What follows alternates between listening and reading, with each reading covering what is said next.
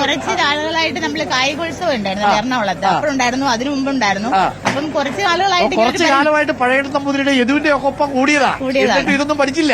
അങ്ങനെ ഇങ്ങോട്ടില്ല. നമുക്ക് അവിടെ വോളണ്ടിയേഴ്സിനെ കൊടുക്കണം, വിളമ്പിക്കണം, അതിന്റെ ടെൻഷൻ ഉണ്ടല്ലോ. ഇതൊന്ന് നടത്തിപ്പിന്റെ ചുമതല യോൻ കൺവീനറാണ്.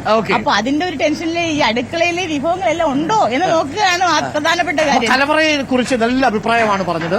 ഹൈജീനിക് ആയിട്ടുള്ള കണ്ടീഷൻ സാധാരണ ഞങ്ങൾ പറയായിരുന്നു. ഹോട്ടലിലൊക്കെ പോയി കഴിഞ്ഞാൽ അന്യർക്ക് പ്രവേശനമില്ല എന്ന് പറഞ്ഞ് ബോർഡ് അടച്ചു വയ്ക്കും.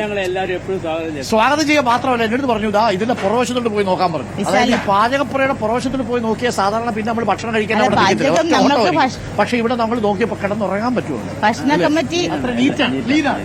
കമ്മിറ്റി നമുക്ക് കിട്ടിക്കഴിഞ്ഞ KSTക്കാണ്. അപ്പം കിട്ടിക്കഴിഞ്ഞപ്പോൾ തന്നെ പന്തല് നിർമ്മാണവുമായി ബന്ധപ്പെട്ടത് ഞങ്ങൾ എല്ലാവരും ആ പന്തലിന്റെ സമയത്തൊക്കെ മുഴുവൻ സമയം ഇവിടെ ഏതാണ്ട് ഉണ്ടായിരുന്നു. ഞങ്ങൾക്ക് ഇങ്ങനെ വേണം, അവിടെ കലവറ സൂക്ഷിക്കാൻ അവിടെ പ്രത്യേകം വേണം, ഇവിടെ പാചകം ചെയ്യാൻ പ്രത്യേക സ്ഥലം വേണം. ഈ കേരളത്തിലെ ഏറ്റവും മിടുക്കന്മാരായിട്ടുള്ള അധ്യാപകരും വിദ്യാർത്ഥികളും ഇതിന്റെ പിന്നിലുണ്ട് എന്നുള്ളത് നമ്മളതിനെ അപ്രീഷിയേറ്റ് ചെയ്യേണ്ട കാര്യമാണ്. തീർച്ചയായും അവരുടെ ഒരു ഉത്സാഹം നമ്മൾ കണ്ടല്ലോ. ഈ ഉത്സാഹ കമ്മിറ്റി കഴിയുമ്പോൾ ഒരു സങ്കടം അല്ലേ?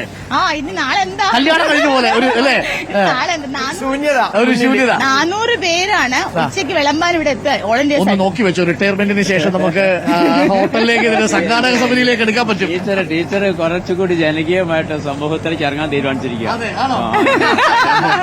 ഞങ്ങളുടെ കാര്യമൊന്നും കിട്ടൂല്ലോ പെണ്ണ് മാത്രം. ശരി എന്നാ. അപ്പൊ thank you, all the best. അപ്പൊ ഞങ്ങളത് അങ്ങോട്ട് വിടുകയാണ്. Thank you teacher. Thank you മാഷെ. വലിയ ആഗ്രഹമായിരുന്നു കേട്ടോ, സാധിച്ചു. അതിന്റെ ചർച്ചകള് നമ്മളത് കാണുന്നത് തന്നെ അതിന്റെ വലിയൊരു എന്താ പറയാ നിലപാടുകള് വാർത്തകൾക്ക് കൊടുക്കുന്ന ഒരു പ്രാധാന്യമൊക്കെ ഉണ്ടല്ലോ. അത് നമ്മളിങ്ങനെ നോക്കിയിരിക്കും. അപ്പം വാർത്ത ഇടുമ്പോ അരുണുണ്ടെങ്കിൽ നമുക്ക് ഇരിക്കാൻ തോന്നുന്നുണ്ട്. കാണാൻ കഴിഞ്ഞാൽ ഭയങ്കര സന്തോഷം. അപ്പൊ ഗംഭീരമാവട്ടെ.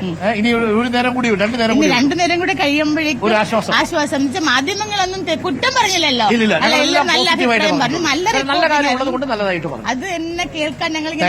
Thank you. അപ്പോൾ പ്രിയപ്പെട്ട പ്രേക്ഷകരെ, നമുക്ക് ഒരു കലാരൂപം, ഒരു കലാസംഘം ഇവിടെ എത്തിയിട്ടുണ്ട്. ഇതൊക്കെ എനിക്കൊന്ന് രാവിലത്തെ പരിപാടിയൊക്കെ കഴിഞ്ഞ് എനിക്കൊന്ന് ഓൾമോസ്റ്റ് കഴിഞ്ഞു അല്ലേ? പാചകം തീർന്നു കഴിഞ്ഞിരിക്കുന്നു. 11 മണിയോടുകൂടി പരിപാടി കഴിയും. അപ്പോൾ നമ്മൾ ഈ കലോത്സവ ശ്രുതി കുറച്ച് കലാകാരന്മാർ എത്തിയിട്ടുണ്ടെന്ന് കേട്ടു. ഉണ്ട്. ഒരു ദിവസം 2000-3000 പൊതികളാണ് ഓരോ നേരം. 2000 പൊതികൾ, 2000-3000-ഓളം. 3500-ഓളം പോയി. ഇതാർക്കാ കൊടുക്കുക? ഇത് നമ്മുടെ വോളണ്ടിയേഴ്സ് ആയിട്ട് നിൽക്കുന്നവരുണ്ട്, പിന്നെ പോലീസ് അങ്ങനെ സേനയൊക്കെ ഉണ്ടല്ലോ. അവർക്ക് എല്ലാവർക്കും ഇവിടുന്ന് പാഴ്സൽ പോവുകയാണ് ചെയ്യുക. ഉച്ചയ്ക്കും അതുപോലെ പോകും. ഇവിടുത്തെ 2000 പൊതി പോകുമോ? 3600-ഓളം ആദ്യ ദിവസം പോയി. ഉച്ചഭക്ഷണം പോയി പോകും. 3500 പോയി. അത് പുറത്തുള്ള പോലീസുകാർക്ക് കൊടുക്കും, വോളണ്ടിയേഴ്സിന് കൊടുക്കും, സംഘാടക സമിതി വന്ന് കഴിക്കാൻ സൗകര്യമില്ലല്ലോ, ഒരുങ്ങി നിൽക്കാറ്. അപ്പൊ അവർക്ക് ഇവിടെ വന്നിട്ട് കഴിക്കാനുള്ള ഇത് കിട്ടത്തില്ല. സ്റ്റേജുകളിൽ എത്തിക്കുമോ? സ്റ്റേജുകളിൽ അവർ തന്നെ അവര് കൂപ്പണുമായിട്ട് ഇവിടെ എത്തും. എന്നിട്ട് അവർക്ക് എസ്കോർട്ടിംഗ് ടീച്ചേഴ്സിന്റെ കയ്യിൽ അവർക്ക് കൊടുത്തേക്കും. അതായത് പാഴ്സലും റെഡിയാണ്. അതിത്തവണയാണോ ഇങ്ങനെ നമ്മൾ ഇത്രയും വിപുലമായി ചെയ്യുന്നത്? പണ്ടും കൂടുതലുള്ളത് ഇലയിൽ തന്നെ പൊതിഞ്ഞു കൊടുക്കുക. പക്ഷെ അതിന്റെ ഒരു പരിമിതി ഉള്ളതെന്ന് വെച്ചാൽ കറികളൊക്കെ പ്രത്യേകം കവറുകളിലാക്കാനുള്ള സംവിധാനം. അത് പരിസ്ഥിതി മലിനീകരണം ഉണ്ടാക്കും. നമ്മുടെ തിരുവനന്തപുരം കോർപ്പറേഷനിൽ അത് നിഷിദ്ധവുമാണ്. പായസം കിട്ടുന്നില്ല അവർക്ക്. പായസം കൊടുക്കാൻ കഴിയുന്നില്ല. പായസം കിട്ടണമെങ്കിൽ ഈ കലവറയിലേക്ക് വരണം. അതൊഴിച്ചാണെങ്കിൽ ബാക്കി ഐറ്റം എല്ലാം ഉണ്ടാവും. നല്ല എക്സ്പേർട്ട് ആയിട്ടാണ്. പണ്ട് ഹോട്ടലിലായിരുന്നു ജോലി, സർക്കാർ സർവീസ്. ആണോ? അടിപൊളി. അപ്പൊ ഞാൻ വെറുതെ ചോദിച്ചത്.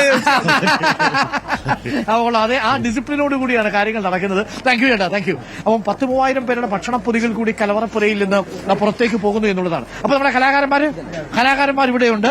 പാചകപ്പുരയും കലാകാരന്മാരും കലോത്സവവും.